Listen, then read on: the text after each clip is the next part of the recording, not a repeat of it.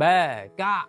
Selawat tu jangan kalah asyik kita. Allahumma salli ala Sayyidina Muhammad wa ala ali Sayyidina Muhammad. Ada masa di mana kita merasa berat untuk bertahan.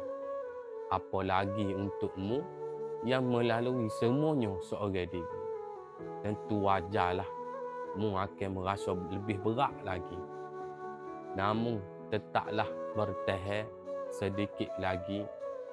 Hari-hari yang sulit itu pasti ada, tapi ingatlah bahawa hari-hari yang sulit itu akan berlalu atas izin Allah Subhanahu Wa Taala. Hari ini mungkin dipenuhi dengan kesedihan dan membuat kita merasa tidak bererti.